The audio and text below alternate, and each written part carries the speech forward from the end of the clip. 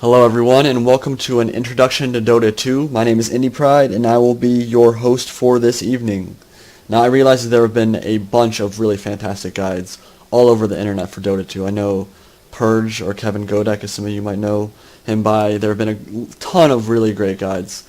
I felt like I would make one myself because my subscribers I think would be interested in this game, and I feel like I have a decent amount of knowledge to impart on newer players. So even if you've seen a guide before, this might still interest you. I might give some nuggets of knowledge that you haven't heard of before that might benefit you as a player. So we're not going to go super in-depth about this game. Much of this is going to be covering the basics, but I do think that there are going to be some nuggets of knowledge here that might be interesting for you if you even know something about the game already. So with that said, Dota, or Defense of the Ancients, was originally a custom map for Warcraft 3. From there, Dota led to the creation of a new genre of action RTS, real-time strategy game, or MOBA, which stands for Multiplayer Online Battle Arena. League of Legends, Heroes of New Earth, Heroes of the Storm, and a bunch of other games are all very similar that would not exist if not for Dota. In Dota, the goal is to destroy the enemy team's Ancient. This is the Ancient for the Radiant side. This is the Ancient for the Dire side. Now the map is split by the river, and everything on this side of the map is called the Dire, and everything on this side of the map is called the Radiant. Now the map is made up of 3 lanes: middle lane, safe lane for Radiant, and safe lane for Dire. Now we'll talk more about safe lane and off lane and middle lane as we get further into this video. But one thing that is important to point out is that the lanes are divided by something called the jungle. Now there's a jungle on both sides of the map, on the Radiant side and on the Dire side. And in each of these camps, and there you can see they're kind of signified by these little green dots here, there are neutral creeps that will spawn in these camps. And these can be farmed for gold and experience. Now, Radiant and Dire creeps spawn in the middle lane, the bottom lane, and the top lane for both teams. And they'll meet in the middle. There's something called creep equilibrium. They'll meet, they'll attack each other, and then the lane will push one way or another. Now, there are multiple ways to manipulate how creeps push, but we won't go into that quite yet.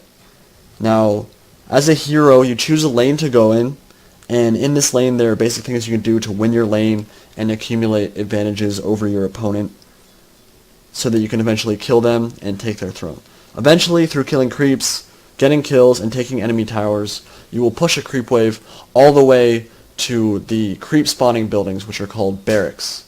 There's a ranged barracks which spawns ranged creeps, and a melee barracks that spawns melee creeps. And once you destroy one of these, or both of these, mega creeps will spawn in that lane, and the lane will always push towards their side of the map, because your creeps will be stronger. Now, once you've taken out a lane of barracks, you are then able to take the enemy team's Ancient. There are 3 sets of barracks, so when you get mega creeps in each one of these lanes, it makes it much easier to push to the enemy team's base, and it makes it much easier for you to take the enemy team's Ancient. But if you take one lane of barracks, you're able to take the enemy team's Ancient, and as soon as this building falls, you win. In Dota, there is a last hitting system and a denying system. Striking the killing blow on a creep gives you gold, but if you do not strike the killing blow on the creep, you get no gold. If you are within the vicinity, which is usually about the length of your computer screen, of a creep dying, you will still get experience for that creep. The denying system allows you to kill friendly minions and towers, and under certain circumstances allied heroes, to deny your enemy the gold benefit of killing that unit or structure. Both farming and denying are extremely crucial aspects to Dota, and if you do not farm well or last hit well, you will fall behind, and there's a good chance you're going to lose the game because of that. Denying friendly structures can make a huge impact on a game as well. In this clip as Night Stalker, I see that my safe lane tower is very low.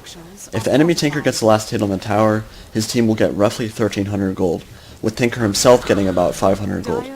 I use the glyph of fortification in the bottom right hand corner of the screen, which prevents all friendly structures from taking damage for 5 seconds, and then teleport into the tower. As soon as the glyph ends, I deny the tower, preventing Tinker from getting the last hit on the tower. Instead of getting 1300 gold split between 5 heroes, they now only get 500 gold split between their entire team. This is a huge 700 gold swing and can cripple a team's economy. Remember though that the glyph of fortification has a 5-minute cooldown, so use it wisely. and only use it on structures that you plan on actually defending. Most heroes in the game have 4 abilities that can be leveled up, but some heroes like Invoker have many more. As a hero gains experience, they level up, with the maximum level for each hero being level 25. When gaining a level, you get an experience point that you can put towards one of your abilities, with most skills allowing a maximum of 4 points. A level 4 ability will always be more powerful than a level 1 ability.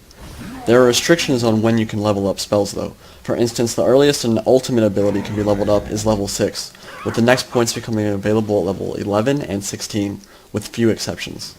As a player, you choose which skills to level up, and depending on the team you are facing, your skill build could be dramatically different. But needless to say, as you level up, you become much more powerful. To understand Dota, you have to understand the concept of snowballing, which is basically exploiting a gold and experience lead over an opponent and continuing to do so until they can no longer feasibly stop you. Think of a snowball at the top of a mountain. It's going to start out small, but as soon as it rolls down the hill, it's going to accumulate more and more snow until it gains more and more momentum that it can't be stopped. That's a lot like what happens in Dota. Now there are a variety of ways to snowball, but the most basic are to outlast hit and deny your opponent in lane, or to kill your opponent. If I have 50 last hits at 10 minutes and the enemy mid-hero, or whoever I'm 1v1ing against, has 40 last hits at 10 minutes, I'm going to have a golden experience lead over them. Maybe 300 to 500 more gold than them. And that means that I'll get better items faster, and I'll be able to make a bigger impact on the game earlier on than they will. Now the other way to snowball in Dota, or one of the other ways to snowball in Dota, is to kill the enemy heroes. Now if I kill an enemy hero, I'm going to get a golden experience advantage over them, and the next time they come into lane, it'll be more dangerous for them to enter the lane, and easier for me to kill them. Now the entire point of Dota is to acquire a golden experience lead large enough that you can break high ground, take barracks, and destroy the opposing team's ancient. However, it's really important to remember that the outcome of a game doesn't necessarily ride on one team having a huge advantage over another. Your team can actually be down a significant amount of gold and experience and still win the game in one huge team fight, or through multiple other strategies like split pushing, but ultimately the only thing that matters is destroying the enemy team's ancient. Whoever does that first wins the game, period. Now we'll talk a little bit about the lanes. Now, the first lane we're going to talk about is middle lane, and this lane is usually inhabited by a single hero from each team. Mid heroes are generally very level dependent and have the potential to snowball and completely take over games. Mid hero I'm playing in this clip right here is Brewmaster, and something you saw me do there was blocking the creeps, and what this does is it makes the creep equilibrium set up closer to your tower, which makes it safer for you to last hit, and it makes it harder for the other hero to last hit. Now the reason that blocking is important at the beginning of a game is because if the creep equilibrium meets right here, heroes have a mischance when shooting uphill. Planks is a ranged hero. Any ranged hero has a mischance when they shoot uphill. So anytime the creep equilibrium meets closer to your tower and meets on these stairs right here, it makes it harder for the enemy hero to shoot up the hill and either attack me or attack creeps, because there's a 25% mischance. So now we're going to talk a little bit about the safe lane. The safe lane is the top lane for the Dire. That's where we are right now. And if we look at the mini-map in the bottom left corner of the screen, the safe lane for the Radiant is bottom lane. And the reason it's called the safe lane is because the creep equilibrium naturally meets closer to your tower when you're in the safe lane. And this means that you are safer because you're closer to your tower, which prevents enemy heroes from diving after you or trying to kill you. It's basically just a lot safer to be in the lane when you're in your own safe lane. Now, gold reliant carries are generally placed in the safe lane with two support heroes. The carry hero's job is to farm, and we'll talk a little bit more about hero classifications as we get further into the video. But carry's job is to farm creeps, while support heroes are supposed to prevent a carry hero from getting harassed out of lane, and basically just help the carry hero last hit. Now supports have a bunch of jobs, and again I'll talk a little bit more about what they're supposed to do later on, but one of the most important jobs they have is to roam around the map looking to set up kills after the carry has been given some space to farm. Right now I'm getting complete free farm with Faceless Void. I have 20 last hits at 4 minutes. That's decent. I think I end up getting like 60 or 65 last hits by 10 minutes. Now, if we look at the bottom right-hand corner of the screen, you can see a K, D, A, L, H, D. K stands for kills, D stands for deaths, A stands for assists, LH stands for last hits, which is how many creeps you have last hit, and D stands for denies. So I have 24 last hits and 5 denies. Typically, as a safe lane carry, you want to shoot for around 50 last hits at 10 minutes. Now, this isn't always the case. There are a bunch of different heroes that go about last hitting in different ways. Some last hitting isn't as important as others. But if you are a good carry player, you're typically going to be getting around 60 to 65 to 70 last hits if you have free farm in a lane. If you're newer to the game, you should be shooting for around 50 last hits at 10 minutes. Now, the concept of leaving a lane to go kill enemy heroes in another lane is called gang killing or ganking. It's when multiple heroes on one team group up to try to gang up on and kill an isolated opponent or opponents on the other team. It's one of the most important concepts in Dota and can give your team a huge gold and experience lead that helps you take the enemy team's ancient. Probably the biggest and most important thing about ganking is that it creates space for your carry to farm unharassed. And creating space for your carry is very, very important so that they can last hit effectively and get their items quickly. The off lane, sometimes referred to as the hard lane or the suicide lane, is the top lane for Radiant, where this bristleback is right now, and is the bottom lane for Dire. And this lane is generally reserved for tanky initiators who can survive in the lane by themselves without dying, and who benefit from solo experience a lot.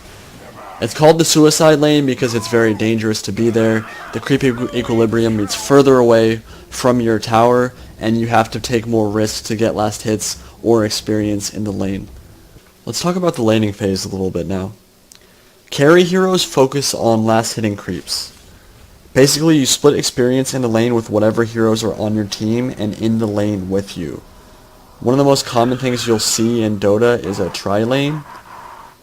At lower levels, you'll usually see dual lanes, which are 2 heroes in one lane in the off lane, but as the skill level gets higher, you'll usually see 3 heroes in the safe lane, 2 supports and a carry hero.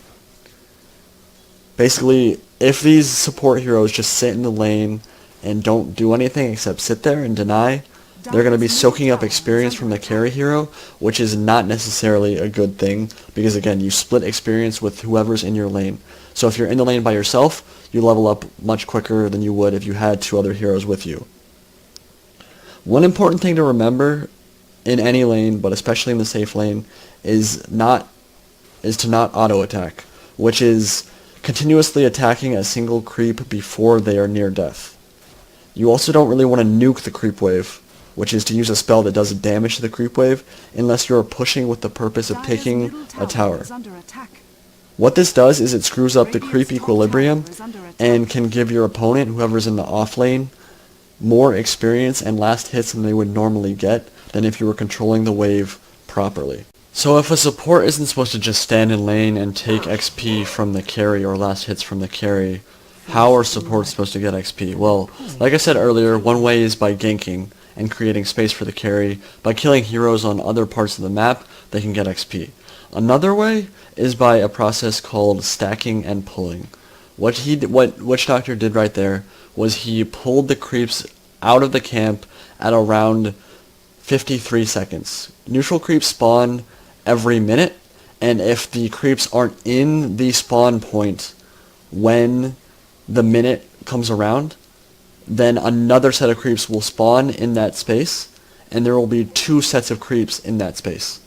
So what he does after that is pull the neutral creeps into the lane and have our lane creeps aggro into the jungle camp. Now I realize that might be a little bit confusing, but basically what this does is it controls the creep wave and denies the enemy offlane experience and gold. If you do it correctly, there won't be any more creeps from that wave that will come into the lane, and it will keep the creep equilibrium near your tower making it more dangerous for the enemy off lane to come into lane and get experience. Stacking and pulling is not something I'm going to go super in depth with right now because it is complicated, and there are people who are 4,000 MMR who have played this game a long time who still don't know the intricacies of how to actually stack and pull properly. So I'm not going to go too in depth into it, but by killing jungle camps and neutral creeps, you get experience and gold, and that helps supports not take stuff away from their carry. So while supports control the wave by stacking and pulling, the way carries control the wave is just by denying appropriately, denying creeps when they are low, and by not auto-attacking or nuking the creep wave. These are two very easy ways to prevent your creep wave from pushing to the enemy tower and giving the enemy offlane too much experience or gold. Let's talk about hero classifications now. Certain heroes can actually play many different roles on a team.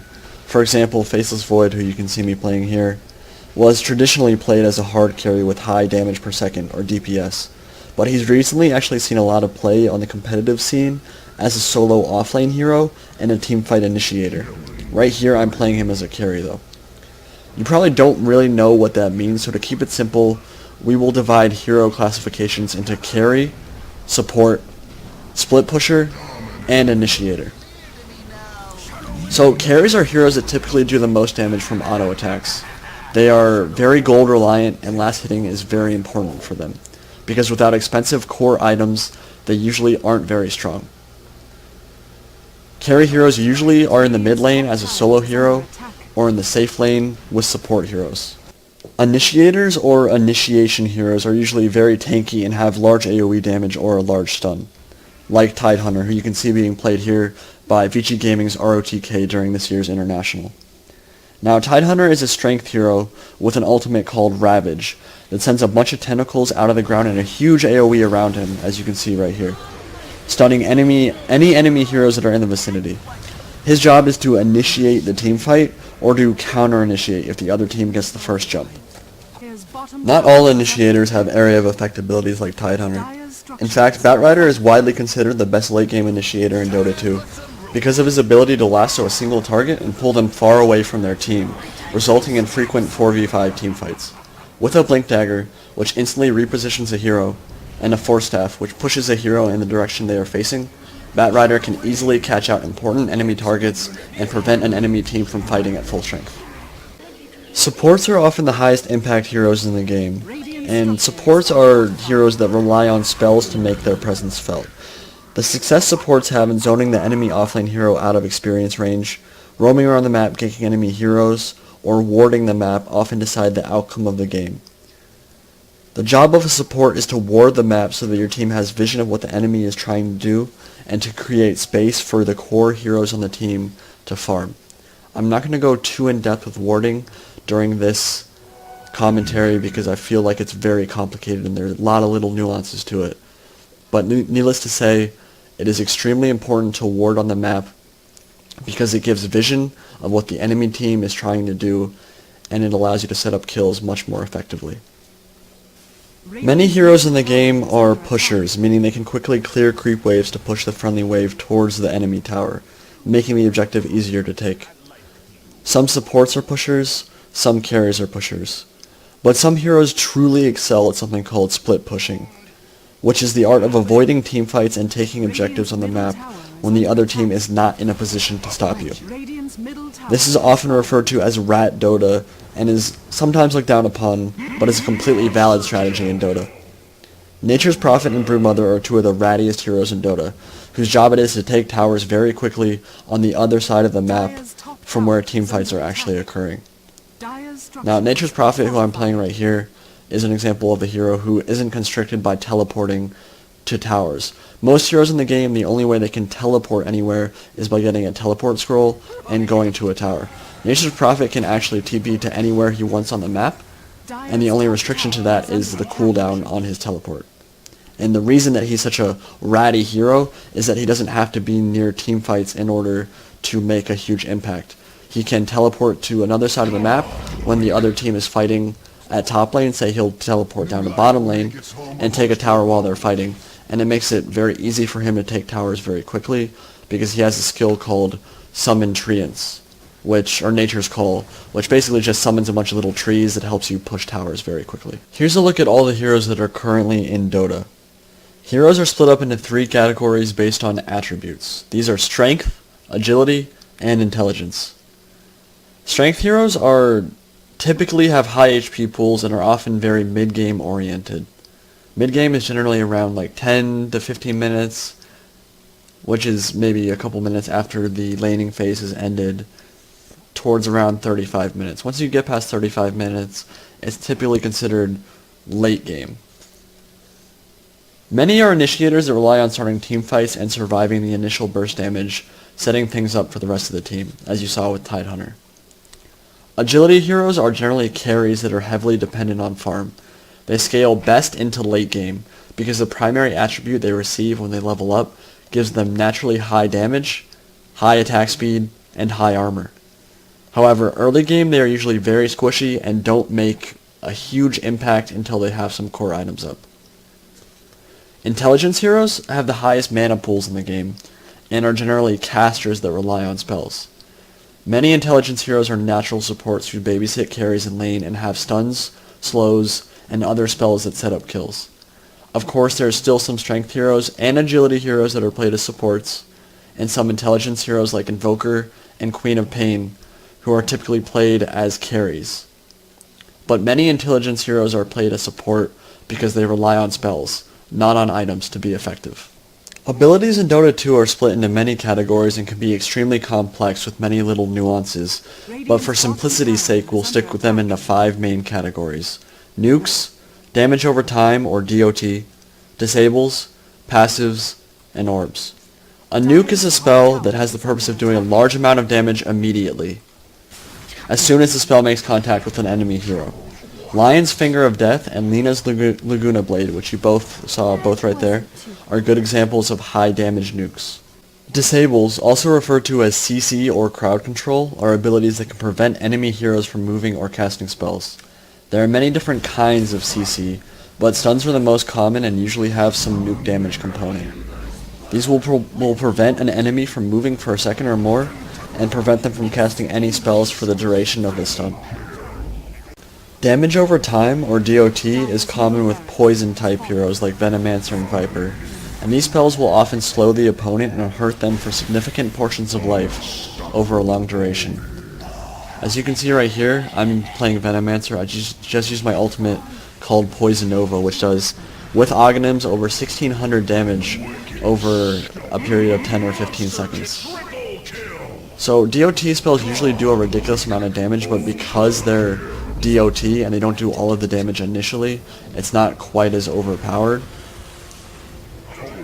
But given enough time, DOT spells, and enough levels on that kind of spell, you can absolutely wreck teamfights like you just saw. I got a rampage with Venomancer just by pressing R and getting my Poison Touch on a couple of enemy heroes. Passive abilities are not something that have to be clicked or activated to be used. They will automatically function as long as you have points in the skill. Faceless Void has 2 passive abilities, Backtrack and Time Lock.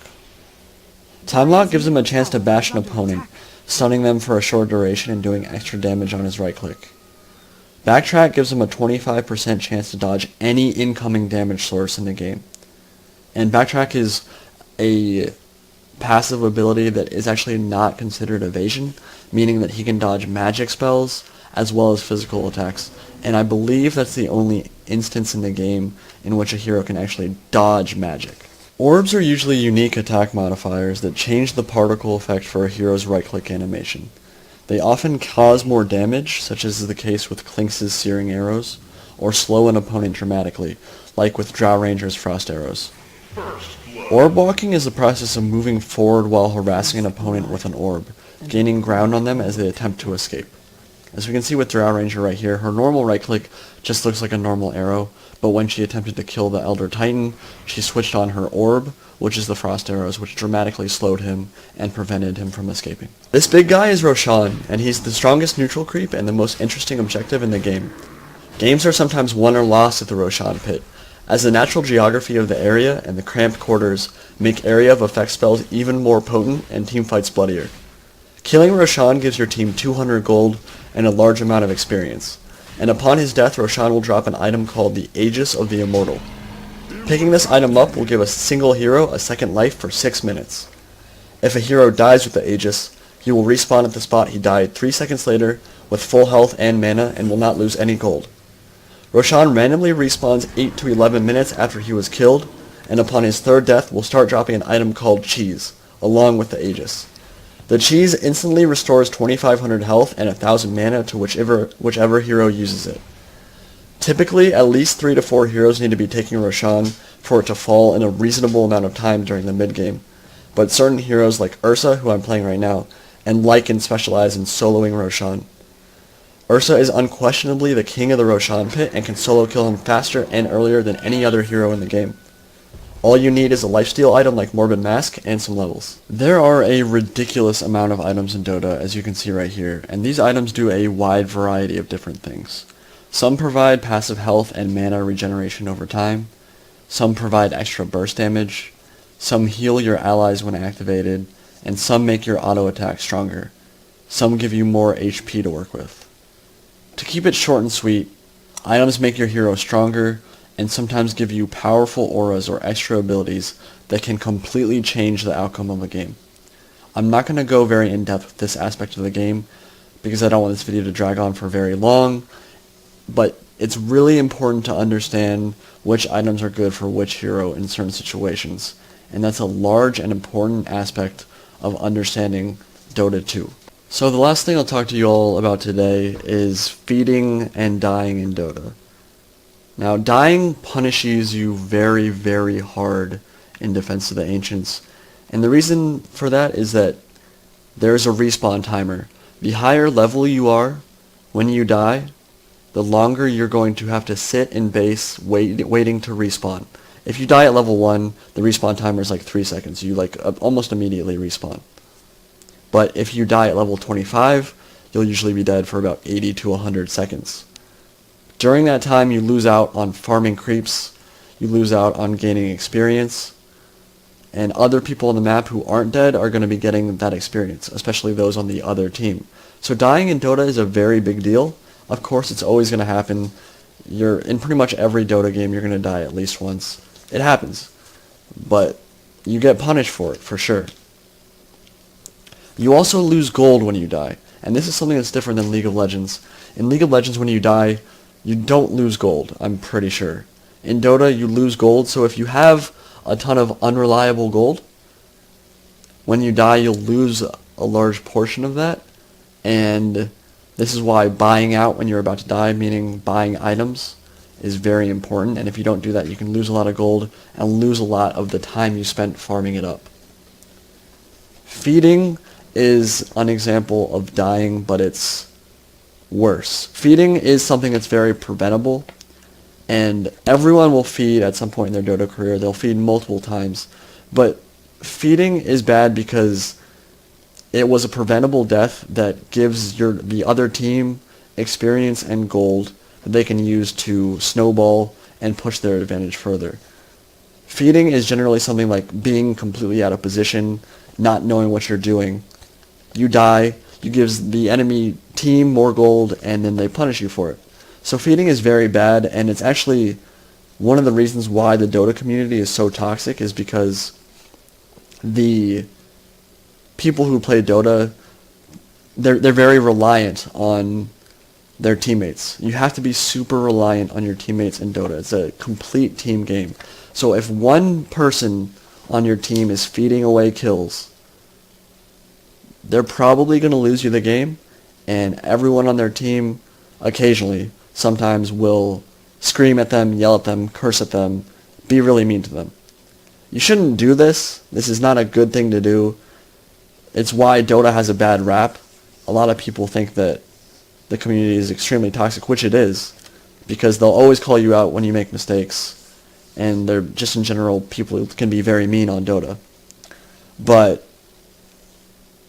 And you just have to play Dota for a long time to finally understand what feeding is, when you're out of position, how to limit that kind of thing. But it takes a very long time. I've heard the saying that League of Legends has a skill curve, Dota 2 has a skill cliff, and that's 100% true. Learning Dota takes a very, very long time. I have more than 2,000 hours on this game, and I am still learning things. It's very, very complex. You have to have a lot of game knowledge to even kind of understand what the hell's going on. But I hope this video helped you out a little bit, helped to introduce to you some of the basics, some of the mechanics of Dota. And if you want to see more Dota from me, please let me know in the comment section. I really enjoyed making this video. I hope you guys learned something. And did I mention that Dota 2 is 100% free to play? When new heroes are released, you do not have to pay for them. You automatically get them. All updates in Dota are completely free. The only thing that you can pay for, and this is completely up to you, is for cosmetic items that change what a hero looks like. But they do not affect gameplay at all. As soon as you download Dota for free, you get every single hero in the game, and all heroes that will be released in the future will be free as well. So you don't have to pay for any advantages whatsoever. The game is 100% available to you for no cost, which I think is absolutely amazing. So if you can get past the toxic community, if you can get past the ridiculous skill cliff that is Dota 2 gameplay, you will find an extremely rewarding and time-consuming game that is extremely fun and definitely worth your time. I suggest that any of you who are even remotely interested in trying this game out, go download it right now, start playing some bot games, get some time under your belt. I promise you that it is extremely fun. There's a reason I have 2,000 hours on it. It's a really great game, and it's one of the best games I've ever played in my entire life. With that said, hope you guys enjoyed, and again, I will talk to you all later. Indie Pride signing out.